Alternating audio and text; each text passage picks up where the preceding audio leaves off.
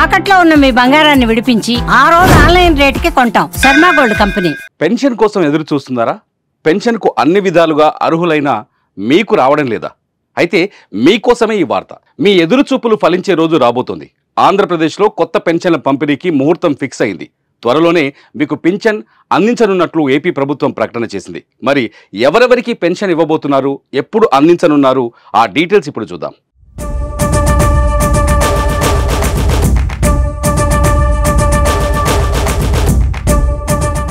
ఏపీలో కూటమి ప్రభుత్వం ఏర్పడి ఏడాది పూర్తి కాబోతోంది. జూన్ 11 నాటికి సంవత్సరం పాలన పూర్తి చేసుకుంటున్న కూటమి ప్రభుత్వం జూన్ 12న కొత్త పథకాలను అమలు చేయడానికి సిద్ధమవుతోంది.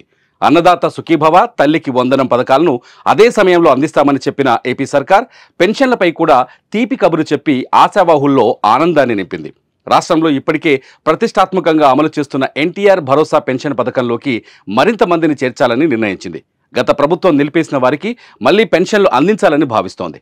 ఇందులో భాగంగానే రాష్ట్రంలో ఒంటరి మహిళలు, వితంతువులకు కొత్తగా పెన్షన్లు ఇచ్చేందుకు ముహూర్తం ఫిక్స్ చేసింది. జూన్ 12న 1,00,000 మందికి పైగా వితంతువులు, ఒంటరి మహిళలకు కొత్తగా పెన్షన్లు ఇస్తామని తెలిపింది ఏపీ ప్రభుత్వం.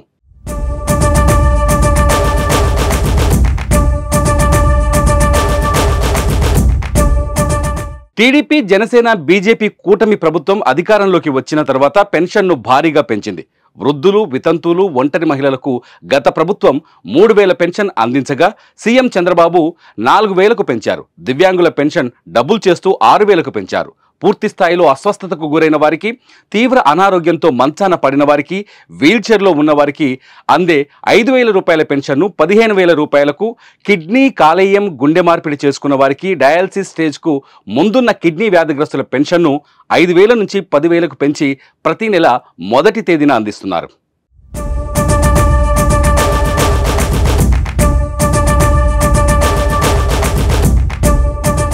టీడీపీ సర్కార్ అధికారంలోకి వచ్చిన సమయంలో రాష్ట్రంలో సుమారు 65 లక్షల మంది పెన్షన్దారులు ఉండగా వారిలో చాలా అనర్హులు ఉన్నారని గుర్తించి వారికి పెన్షన్ కట్ చేశారు. ప్రస్తుతం నిజమైన అర్హులకు మాత్రమే అందిస్తున్నారు.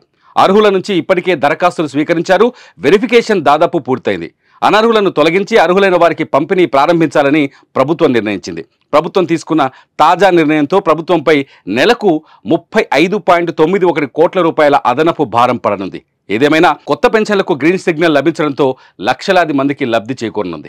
మరోవైపు కొత్త రేషన్ కార్డుల జారీ ప్రక్రియ కూడా కొనసాగుతోంది. రాష్ట్రంలో రేషన్ కార్డులు లేని వాళ్లు కొత్త రేషన్ కార్డుల కోసం దరఖాస్తు చేసుకుంటున్నారు. సచివాలయాల్లో రేషన్ కార్డుల కోసం దరఖాస్తుల స్వీకరణ జోరుగా సాగుతోంది. కొత్తగా పెళ్లైన జంటలు లేదా ఇప్పటికే ఒక కుటుంబంలో ఉంటూ వేరు కాపురానికి వెళ్లిన వారు రేషన్ కార్డుల కోసం క్యూ కడుతున్నారు. వివాహం కాకుండా 50 ఏళ్లు దాటి ఒంటరిగా జీవిస్తున్న వారికి కూడా ఈసారి రేషన్ కార్డులు అందివ్వాలని ఏపీ ప్రభుత్వం నిర్ణయించడం, అలాగే ఆశ్రమాల్లో ఉంటున్న వారికి తొలిసారి లింగ మార్పిడి చేయించుకున్న వాళ్లకు సైతం ఏపీ ప్రభుత్వం కొత్త రేషన్ కార్డులు మంజూరు చేస్తుండటంతో దరఖాస్తులు భారీగా వస్తున్నాయి. మొత్తానికి ప్రస్తుతం ఏపీ సచివాలయాల్లో సందడి వాతావరణం నెలకొంది. జూన్ 12వ తారీఖున గత ప్రభుత్వంలో ఎవరైతే భర్తలు చనిపోయి విడోస్గా ఉన్నటువంటి భార్యలకి పింఛన్లు ఇవ్వకుండా ఆప్ చేశారు, అవన్నీ 1,00,000 చిల్లరున్నాయి.